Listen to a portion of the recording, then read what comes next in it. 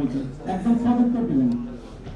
নিজ অবস্থানে এখন যে অবস্থায় আছেন পেশাগতভাবে হ্যাপি কয়জন, মানে যে আমি এই প্রফেশনটা নিয়ে প্রচন্ডভাবে হ্যাপি, মানে মন থেকে বলবেন। মানে মাঝে মধ্যে মনে হয় না যেমন অমুক প্রফেশন হলে ভালো হতো, অমুক প্রফেশন হলে ভালো হতো, এটা না হলে এটা হলে ভালো হতো, মানে ওরকম মনে হয় না, যারা শুধু তারাই হাত দেয়। আমি বাকি সবাইকে দেখার আমন্ত্রণ জানাচ্ছি, সংখ্যাটা খুবই কম, তাই না? এটা ইংরেজিতে একটা কোট আছে, একটা wise man quote, as a rule a man is fool, when it is hot he wants cool, when it is cool he wants hot, always one thing but is not, যা হবার নয় সেটাই মানুষ হতে চায়। এটা বাংলায় বলে নদীর এপার প্রবেশ ছাড়িয়া নিঃশ্বাস, ওপারেতে সর্বস্ব আমার বিশ্বাস, তাই না? এখন প্রফেশন যদি চেঞ্জ করতে হয়, আমি নিজে একজন মাইগ্রেটেড প্রফেশনাল, এখানে ডিফেন্সের অনেক বেশ কয়েকজন স্যার আছেন, ডিফেন্সের লোক দেখলে আমার ভালো লাগে। কি কারণে? আমি একজন ডিফেন্স প্রফেশনাল, আমি এক্স মেরিনার, আমি শিপে চাকরি করেছি 8.5 বছর। তারপরে I migrated my profession from marine two corporate sector as a human resources professional. তো যেটা বলছিলাম, যারা প্রফেশন মাঝপথে এসে চেঞ্জ করতে চায় তারা অনেক সময় সিদ্ধান্তহীনতায় ভোগে যে কি করা যেতে পারে, কিভাবে চেঞ্জ করা যেতে পারে, বা চেঞ্জ করার বয়সটাই কতটুকু, তাই না? এটা নিয়ে আলিবাবার সিও জ্যাকবার নাম আমরা শুনেছি, তাই না? জ্যাকবার কোন বয়সে কি করা উচিত এটা একটা গাইডলাইন আছে, তার মতো করে তার এক্সপেরিয়েন্সের বেশি উনি গাইডলাইন দিয়েছেন। এই গাইডলাইনে প্রথম বলেছেন, মানে উইদিন 20, যখন আমরা 20-এর মধ্যে থাকবো, try to secure a good CGPA or academic result, অর্থাৎ সেটা হলো স্টুডেন্ট বয়স, অন্যদিকে ফোকাস না করে তখন আমার উচিত হবে একটা ভালো একাডেমিক ব্যাকগ্রাউন্ড এনশিওর করা। নাম্বার 2, ইন বিটুইন 20 to 30, তখন try to start A job in a small company under a good boss, because আপনি যখন বড় প্রাণ আরএফএলের মতো বা বিশাল বড় গ্রুপে আপনি যখন জয়েন করবেন এন্ট্রি লেভেলে, আপনি হারিয়ে যাবেন সেখানে অনেক কাজের ভিড়ে আপনাকে ফোকাস করাটাও থাকবে না। আপনি ছোট কোম্পানিতে একজন ভালো বসের আন্ডারে যদি জব করেন, শুরুর জবটা, তাহলে উনি আপনাকে মেন্টরশিপ করে, গাইড করে, কোচিং করে আপনাকে দেখিয়ে দিবে কর্পোরেট সেক্টরে আপনাকে কিভাবে ক্যারিয়ার বিল্ড আপ করা দরকার। ইন বিটুইন 30 to 40, আলিবাবার পরামর্শ হলো যে এই সময় ওয়ার্ক ফর ইউরসেলফ, অর্থাৎ তুমি তোমার নিজের জন্য কাজ করো, নিজেকে বিল্ড আপ করো। একজন এখানে ক্যারিয়ারের অনেকগুলো ধাপ বলে গেছেন লেডার, যে কন্টিনিউয়াস লার্নিং এর মধ্যে থাকতে হবে। 40 to 50 এই সময়টাতে বলেছে do what you good at, অর্থাৎ আমি যে কাজটা ভালো জানি সেই কাজটা যেন আমি করি, এরপরে যেন কোনো এক্সপেরিমেন্টে আমি না যাই 40 পরে, তাই না?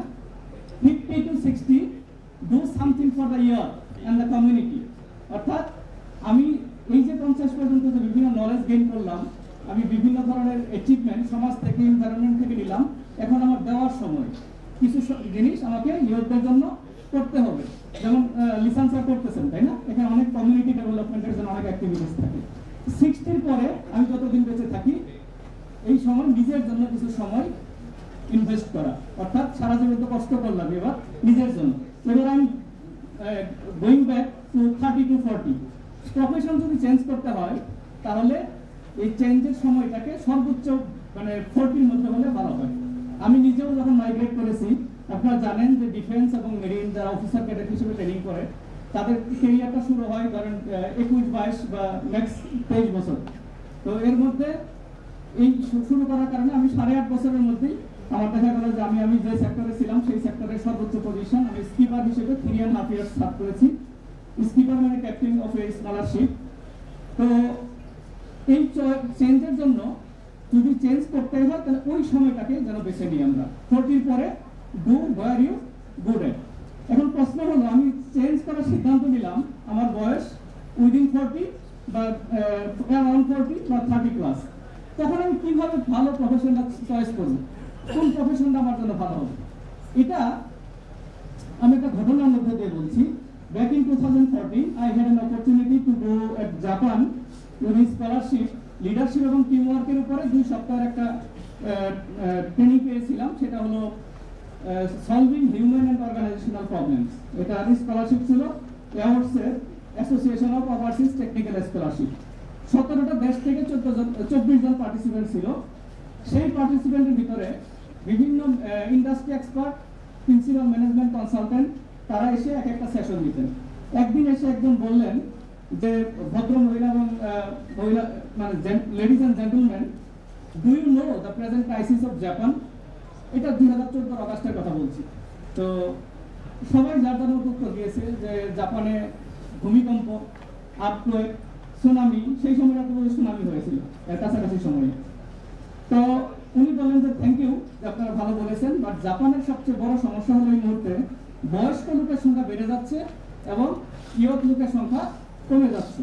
তার পরিসংখ্যান হিসেবে উনি বললেন সেকেন্ড ওয়ার্ল্ড ওয়ারের পরে 2000 অর্থাৎ 1949 বা 51 সালে একটা আদমশুমারি হয়েছিল, সেটাতে তাদের বার্থ রেট ছিল 2.49%, আর 2001-এ এসে যে আদমশুমারিটা হয়েছে সেখানে তাদের বার্থ রেট হলো 1.47%, অর্থাৎ লোক সংখ্যা কমে যাচ্ছে।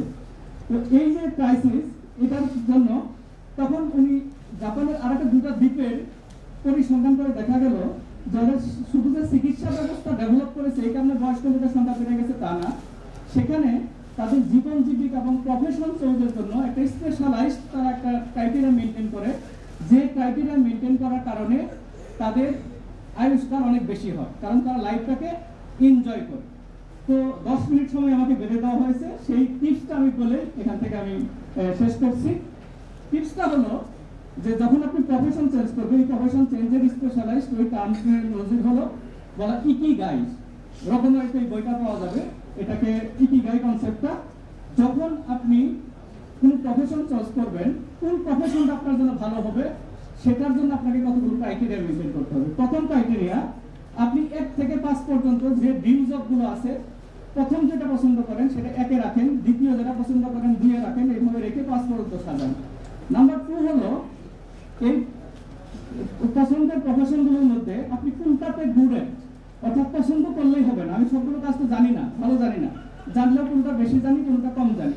তাহলে এবার যেটা সবচেয়ে ভালো জানেন সেটাতে 5, তারপরে যেটা জানেন সেটাতে 4, তারপরে 3, 2, 1 এইভাবে স্কোরিং করেন। আরো কতগুলো কোশ্চেনিয়ার আমি দেই, ওই কোশ্চেনিয়ার অনুসারে আপনি সেখানে আবারও স্কোরিং করবেন। এবার দেখেন যে হোয়ার ইউ মানে এই গুড এট বলেছি এবং এই প্রফেশনগুলোর মধ্যে কোনটা আপনার লিভলিহুডের জন্য, জীবন জীবিকার জন্য সবচেয়ে বেশি ইনকাম এনশিওর করে। তাহলে সেটাকে আপনি সর্বোচ্চ যেটা এনশিওর করবে সেটাকে দিবেন আপনি 5, তারপরে 4, তারপরে 3, এইভাবে দিয়ে 5টাতে আপনি স্কোরিং করেন। এরপরে does this profession has social acceptance? ডাকাতিও একটা প্রফেশন, তাই না? সেটা কি সোশ্যাল অ্যাকসেপ্টেন্স আছে? নেই। তাহলে সোশ্যাল অ্যাকসেপ্টেন্স কোনটাতে বেশি সেটাতে 5, তারপরে কোনটা 4, এইভাবে স্কোরিং করবেন। সর্বশেষ last but not the least, একটা হলো এনভায়রনমেন্টাল ইমপ্যাক্ট বা কমিউনিটি ডেভেলপমেন্টের জন্য সেটা কোনো মানে উপকার আছে কিনা। উপকার থাকুক বা না থাকুক, আপনার প্রফেশনের দ্বারা যেন মানে কমিউনিটি বা এনভায়রনমেন্ট ক্ষতিগ্রস্ত না হয়, সেই পার্সপেক্টিভে আপনারও 5, তারপর 4 এইভাবে দিয়ে স্কোরিং করবেন 5টা প্রফেশনের ভিতরে। করার পরে যে প্রফেশনটা হাইয়েস্ট স্কোর পাবে দ্যাট ইজ ইউর প্রফেশন। মানে তো এইভাবে যদি প্রফেশনটাকে চয়েস করা যায় তাহলে আমার মনে হয় আপনি সারা জীবন এই প্রফেশনটাকে এনজয় করবেন, তখন আর আপনার ভিতরে বোরিং আসবে না। এই যে এখন হাত উঠালেন না, তখন যদি ওই প্রফেশনটা হয় এইভাবে কেউ কোশ্চেন করার সাথে সাথে আপনি দ্রুত হাত উঠাবেন, yes I am enjoying my profession. Got it? আমার মনে হয় সময় আমার শেষ হয়ে গেছে, তাই না? Thank you very much. এইটুকু ছিল আমার পক্ষ থেকে। Thank you. মুরাদ স্যারকে সামনে আসার জন্য অনুরোধ করছি। সম্মানিত উপস্থিতি, এই পর্যায়ে মুরাদ স্যারকে ক্রেস্ট প্রদান করবেন ডিপিএল গ্রুপের জিএম ম্যাটেরিয়াল ম্যানেজমেন্ট জনাব পলাশ স্যার, আমাদের শ্রদ্ধাভাজন পলাশ স্যার।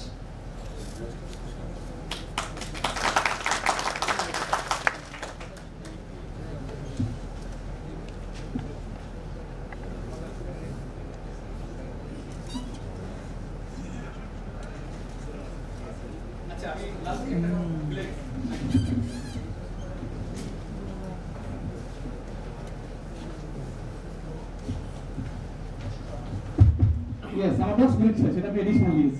ঠিক আছে? Money can bring happiness not peace, এই কথাটার সাথে একমত করা। টাকা সুখ আনতে পারে বা শান্তি আনতে পারে না, একমত করা। বেশিরভাগ একমত, তাই না? এটাই ছোট্ট একটা জিনিস বলি। আজকে এখানে একটা নাটিকা প্রদর্শিত হবে, সেখানে আমারও একটা রোল আছে। সেখানে যে গেট আপে দেখবেন আমাকে এখানে I was suppose to be here with a corporate uniform, তাই না? আমি সেই জায়গায় পাঞ্জাবি পায়জামা, এই কারণে I am bold headed now. I return from উমরা রিসেন্টলি। সেই উদ্দেশ্যে একটা ছোট্ট কথা বলে যাওয়াটা আমার মনে হলো যে এই সময়ের জন্য খুব পারফেক্ট আমার দিক থেকে। পৃথিবীর কোনো ধর্ম মানুষকে মিথ্যা শেখায় না, পৃথিবীর কোনো ধর্ম মানুষকে অন্যায় শেখায় না, পৃথিবীর কোনো ধর্ম মানুষকে নগ্নতা বা অশ্লীলতা শেখায় না। যে মসজিদে যায়, যে যায় না তার চেয়ে ভালো মানুষ, যে গির্জায় যায়, যে যায় না তার চেয়ে ভালো মানুষ, যে মন্দিরে যায়, যে যায় না তার চেয়ে ভালো মানুষ। প্রতিটা ভালো কাজের যেমন একটা রেওয়ার্ড আছে, প্রতিটা মন্দ কাজের ঠিক তেমনি একটি শাস্তির ব্যবস্থা আছে। সুতরাং সবাই ধর্মের কাছে ফিরে যান। ধন্যবাদ সবাইকে।